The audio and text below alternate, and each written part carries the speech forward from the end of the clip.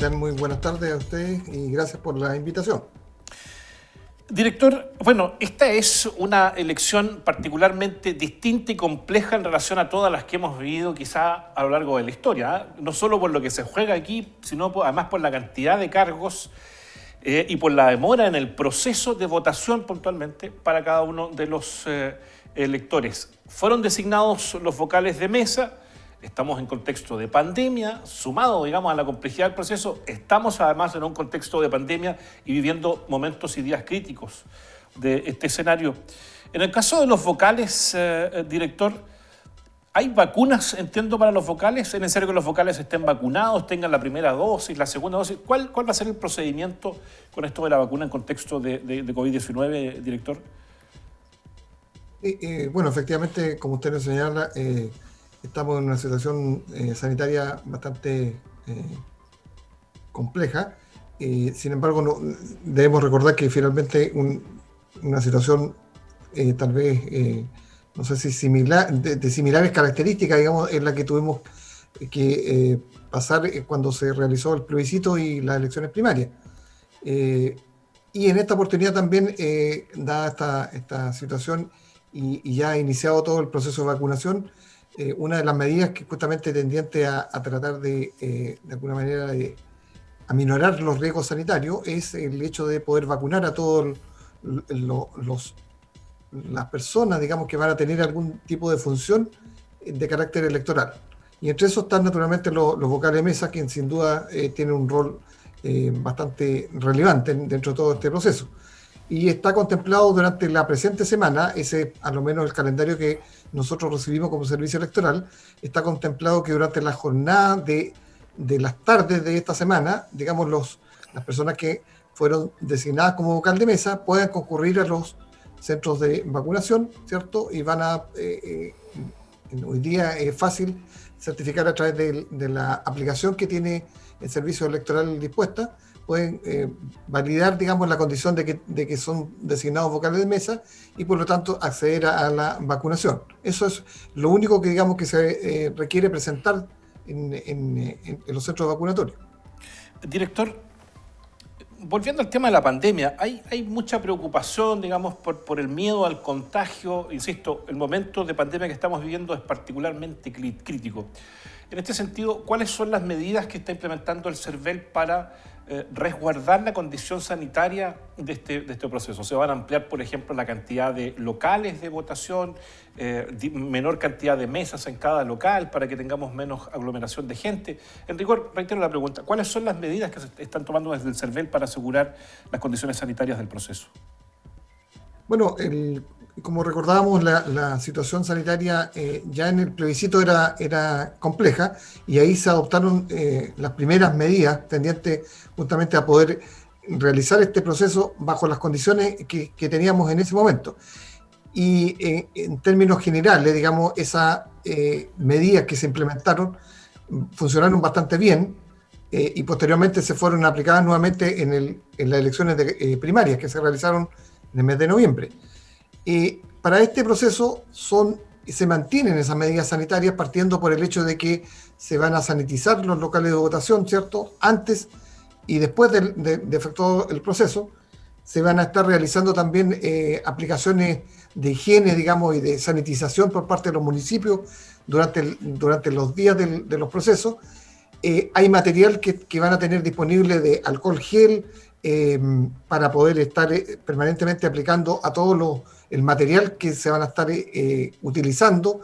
Está el alcohol gel también para aplicar para los electores, para los vocales, para los delegados, para el personal del servicio electoral. Está el uso obligatorio de las mascarillas. Se van a generar, de igual forma como fue en los procesos anteriores, los kits sanitarios para cada uno de los componentes que van a estar participando en cada uno de los locales de votación. En general, como digo, se mantienen todas las medidas que se aplicaron en los procesos anteriores y que funcionaron bastante. Sí, director, pero ya lo mencionaba yo, este proceso particularmente es completamente distinto a todos los que hayamos vivido, creo. Revisando la historia, no me encuentro, por ejemplo, con un proceso que se haya desarrollado en 2 días y además con el temor, fundado o no, de que el voto pueda sufrir alguna alteración en la noche, por ejemplo. Entonces, ya tenemos ahí una condición distinta. En ese contexto, ¿cuáles son las medidas de cuidado sanitario? ¿Y cómo lo vamos a hacer para cuidar el voto en la noche, en el fondo? Es que claro, ahí ya estamos ahí, digamos, de alguna forma tratando de unir dos cosas que Sí, sin son duda. distintas. O sea, los cuidados sanitarios, le vuelvo a insistir, fueron ya de alguna forma generados, ¿cierto? Definidos en los dos procesos anteriores. Y todas esas medidas que se tomaron desde el punto de vista de toda la implementación que se requiere y toda la sanitización que se requiere, más todas las medidas de distanciamiento que tienen que existir entre todos los participantes en todos los locales de votación, se mantienen absolutamente todas ellas. Ahí, perdón, director, un elemento, por llamarlo de alguna manera, tuvo que ver con los facilitadores y el aporte que desarrollaron, ¿eh? ¿Se Sí, mantiene por eso? supuesto. Y eso es otra medida que también se mantiene. Se ha mantenido, o sea, se implementó para el plebiscito, se mantuvo en las elecciones primarias y se mantiene para este proceso del mes de abril. Eso también está, como digo, una medida que, como bien lo señala usted, tuvo bastante buen funcionamiento y se mantiene tal cual. Y la medida sanitaria, naturalmente, siendo el proceso en 2 días, el día sábado 10 de abril y el domingo 11, naturalmente que todas esas medidas son aplicables a cada una de estas 2 jornadas.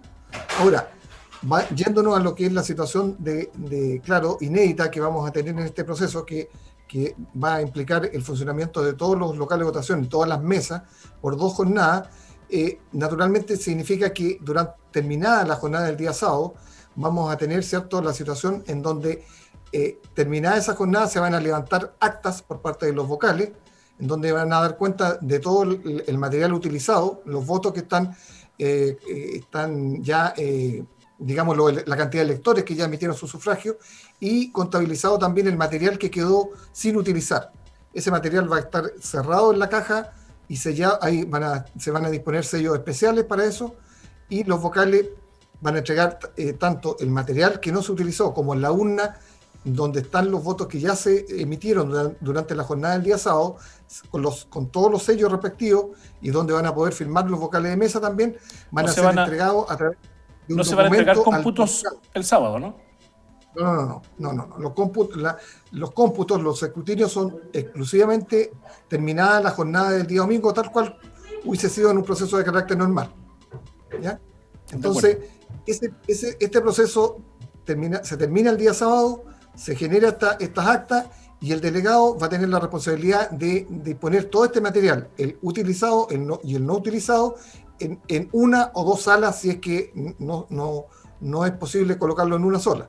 Esas salas se van a sellar también con sellos que van a estar dispuestos para ese efecto, y se va a contemplar, ¿cierto?, el resguardo con el personal que está resguardando los locales militar, de votación, que normalmente es un personal militar, y que también se va a permitir que los partidos políticos, las listas de candidaturas independientes y los propios candidatos independientes que así lo estimen, van a poder tener la posibilidad de contar con un apoderado que quede de alguna manera durante la noche en el plan de votación, para poder dar seguridad de que no va a haber ningún tipo de situación, digamos, que permita alterar, digamos, todo lo que es este material durante la noche.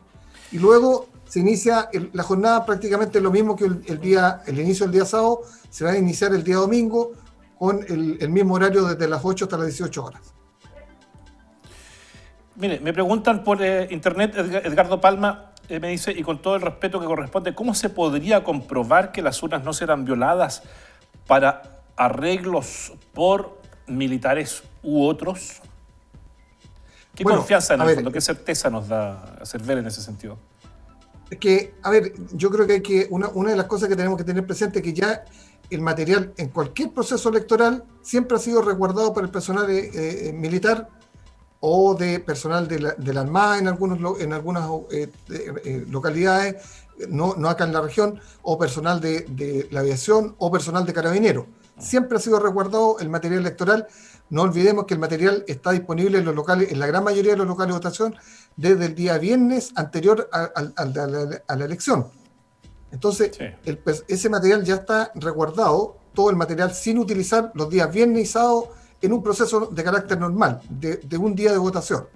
Entonces, acá lo único diferente que va a haber es que parte de ese material se va a utilizar en una de las jornadas y como digo, va a quedar el resguardo de que todo ese material se van a disponer sellos especiales a toda la urna, van a firmar los vocales,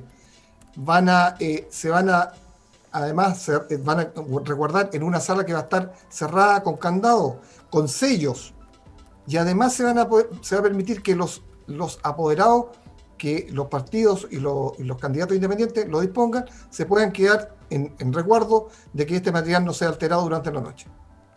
Entonces, bueno, ahí, y al día siguiente los vocales van a poder revisar nuevamente y constatar que efectivamente este material van a romper los sellos, etc. Director, mire, desde 1941 aproximadamente, con el presidente Pedro Aguirre Cerda, que se estableció, digamos, que los militares iban a resguardar los locales de votación, se iba a resguardar también de alguna manera el país, digamos, en procesos de votación, salvo honrosas excepciones en la década de los 80, donde no tenemos certeza de la calidad de algunas elecciones. Todas las décadas anteriores y posteriores hemos tenido certeza de que los militares han hecho buen trabajo en este sentido. Nos queda poquísimo tiempo, director. ¿Tienen ya definido cuál va a ser el orden del escrutinio? Porque tenemos 4 elecciones. ¿Con qué votos se van a partir contando? Sumando, además, director, que particularmente en la elección de constituyentes hay una complejidad adicional que tiene que ver con las proporciones, que tiene que ver con los escaños reservados, con la paridad de género. En fin, ¿está definido entonces esto ya? Sí, efectivamente está definido y aprovecho como dato hoy día de información, de carácter informativo, las cédulas ya también están determinados los colores que van a tener. Uh-huh. El voto de constituyentes generales es de color beige y es el primero, son los primeros que se van a escrutar. A continuación tenemos los constituyentes de pueblo originario, que el voto es de color verde. Luego el voto de gobernador regional, que es de color naranjo. A continuación, el voto de alcalde, de color celeste. Y por último, el voto de concejales, que es de color blanco. Ese es el orden que van a tener en el escrutinio y que básicamente no hay que olvidar, además, que lo que se genera el día de la elección es una información de carácter preliminar, ¿cierto? Que la ley establece que el servicio electoral debe poner a disposición de toda la ciudadanía, pero que los resultados definitivos, ¿cierto?, son los que sancionan los respectivos tribunales electorales regionales, en el caso de las elecciones locales, y en el caso de las elecciones de gobernadores regionales y constituyentes lo va a generar el Tribunal Calificador de Elecciones. Director, me quedan 20 segundos y no puedo no puedo evitar, digamos, de hacerle esta pregunta. Entre nosotros, que no se entere nadie, ¿cuán complejo resulta a esta altura suspender las elecciones por COVID? Bueno, a ver, nosotros como servicio electoral en nuestro trabajo interno estamos trabajando absolutamente full contra el tiempo. Normalmente nos toca, por alguna u otra motivo, trabajar a veces con jornadas bien extensas, inclusive fines de semana. Contamos con un personal de apoyo bastante importante, de muy buenos colaboradores, y la verdad que desde el punto de vista nuestro de preparación, estamos trabajando como ha sido habitual en todas las jornadas, y la verdad que la suspensión o la postergación de cualquier proceso finalmente es una determinación que tienen que toman tanto para ello el Poder Ejecutivo, sí, el Poder Legislativo, y nosotros nos allanamos a poder cumplir, digamos, de acuerdo a la fecha que la ley establezca, y que en este caso es el 10 y 11 de abril. Ya, me tiró la respuesta políticamente correcta, director. No quiso mojarse nada de sus extremidades, así que, bien, lo dejamos ahí, director. Muchísimas gracias por atender nuestro llamado, Carlos Zurita. Sí, como no, director, adelante. Unos pequeños segundos, porque yo creo que es muy relevante. El día sábado salió publicada la nómina de vocales de mesa. Exacto. ¿Ya? Y hoy día, lunes, mañana martes y el día miércoles, tienen los días las personas para poder justificar el no cumplimiento de esta función de vocal de mesa. esa excusa debe presentarse exclusivamente en las juntas electorales que le corresponde a cada una de las circunscripciones. Esa información está disponible en la página del Servicio Electoral, están los correos electrónicos, las juntas electorales están recibiendo estas excusas por correo electrónico, ¿cierto? Y incorporando claramente los datos de la persona y el motivo que da cuenta de por qué no se puede cumplir esta tarea. Carlos Zurita, director regional del Servicio Electoral, muchísimas gracias por atender nuestro llamado. Que esté muy bien. Estaremos seguramente en contacto de aquí al 10, 11 y eventualmente también el 12 de abril. Muchas gracias nuevamente. Bien, muchas gracias a ustedes. Buenas tardes.